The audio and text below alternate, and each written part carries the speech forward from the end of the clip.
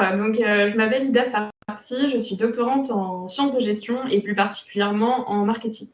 Je travaille sur une thèse CIFRE qui est portée aujourd'hui par l'ITAB, l'Institut technique en agriculture et alimentation biologique, où j'ai intégré le pôle qualité et transformation sous la supervision de Rodolphe Vidal, donc le coordinateur de ce pôle. Je suis également rattachée à l'Université d'Angers, plus particulièrement au GRANEM, et à l'Université de Nantes, au LEMNA, qui est aussi le laboratoire spécialisé en marketing, en sciences économiques et sciences de gestion de manière générale. Je suis sous la direction d'Yvan Dufeu, Gilles Appéré, donc tous deux professeurs des universités en sciences de gestion et sciences économiques respectivement, ainsi que de Gwenaël Briand-Decré, maître de conférence sciences de gestion, et Muriel Travers, professeur d'université, qui co-encadre cette thèse également.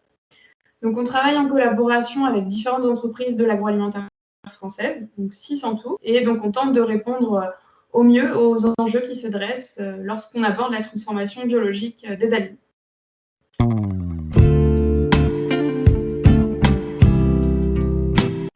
Donc ce projet de thèse, il est né suite à un certain nombre de constats où le marché du bio se dynamise. Donc on observe à la fois une hausse de l'offre et de la demande de produits biologiques qui sont transformés. Et de l'autre côté, on a une législation qui n'offre que des principes assez généraux et des règles générales dans les cahiers des charges. Donc en parallèle de ça, la naturalité est vraiment au cœur de la bio. C'est un des principes qui régit le cahier des charges et c'est aussi quelque chose qui est ancré dans l'esprit des consommateurs. Donc dans ce contexte, on va s'intéresser à la compatibilité possible en fait entre les principes de la bio d'une part et la transformation d'autre part. Et ce qui nous intéresse le plus, c'est évidemment de se concentrer sur les procédés qui existent aujourd'hui. Donc des procédés de transformation qui sont plutôt traditionnels, mais aussi des procédés qui sont beaucoup plus innovants et qui peuvent aussi même parfois être hautement technologiques. Donc, pour le moment, ces procédés ils sont étudiés davantage sous l'angle de chercheurs en sciences des aliments pour juger de leur compatibilité, mais on a mis de côté en fait pendant longtemps les consommateurs. Donc, il y a potentiellement d'autres référentiels dans leur esprit, dans leur imaginaire, qui pourraient différer de l'approche scientifique. Donc, on a un certain nombre d'enseignements dans la littérature vis-à-vis du bio, enfin, en tout cas de l'attitude des consommateurs vis-à-vis du bio, mais aussi vis-à-vis de la transformation. Mais par contre, on a vraiment très peu d'études qui s'intéressent à ces deux champs en même temps.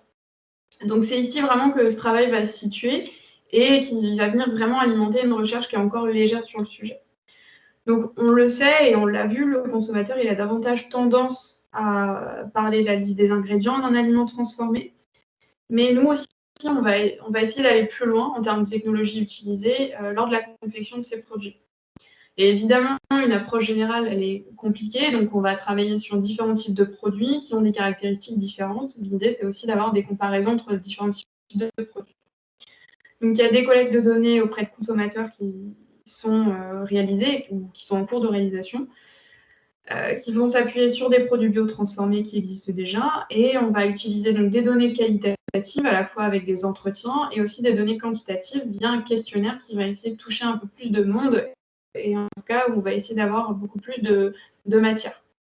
Donc ces approches elles vont se compléter et elles vont permettre de répondre à un certain nombre d'objectifs, sachant qu'ici on est vraiment dans le cadre d'une thèse CIFRE qui doit répondre à la fois à des objectifs donc, académiques, où on va mieux comprendre, on va approfondir ce sujet avec le parti pris du consommateur, mais on a aussi des objectifs managériaux qui sont importants ici, et on va essayer de fournir vraiment aux professionnels du domaine un éclairage sur ce que le consommateur est prêt à accepter et ce qu'il n'accepte plus, en formulant aussi des propositions. Donc, ça peut être des propositions en termes de communication sur les produits, des choix de production qui seront faits, et évidemment, tout ça dépend du positionnement marketing de l'entreprise.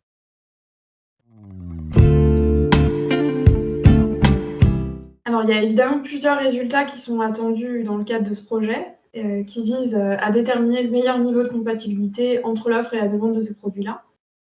Avec la collecte de données, enfin les collectes de données qui seront réalisées et leur analyse, dans tout ça, dans un cadre évidemment théorique spécifique, ça va nous permettre d'identifier les attentes des consommateurs, c'est vraiment ce qu'on cherche à obtenir vis-à-vis de ces produits-là, et aussi de mettre en relief qu'est-ce qui va influencer, qu'est-ce qui va déterminer l'attitude de ces consommateurs face à la transformation biologique, en tout cas face à certains types de procédés, et aussi en prenant en compte les différents types de produits. voir est-ce qu'on a des ressemblances ou au contraire des dissemblances entre certains types de produits, bio, hein, je parle, ou est-ce qu'on a par exemple aussi des consommateurs qui vont être différents. Donc, on va essayer aussi de révéler une typologie de consommateurs en fonction de ces déterminants-là pour mieux connaître les cibles de ces produits et pour répondre du coup aux différents positionnements des entreprises. Donc, l'idée vraiment globale de ce projet, en tout cas, ce qu'on espère obtenir, c'est des résultats qui nous permettent de réduire l'écart entre ce que le consommateur attend vraiment quand il achète, il consomme un produit bio transformé, et entre les caractéristiques des aliments biotransformés qu'on vend dans les magasins, dans les différents circuits de distribution possibles. L'objectif, c'est vraiment d'anticiper aussi les comportements par rapport à l'information. Donc, on sait qu'aujourd'hui, les consommateurs sont très sensibles à la liste des ingrédients notamment, et on a vu aussi tout un tas d'applications qui ont vu le jour ces dernières années. Et si jamais on a l'information qui se propage vis-à-vis des procédés, l'idée, c'est aussi d'anticiper ça et de voir comment réagiraient les consommateurs face à l'information qu'ils auraient sur le sujet.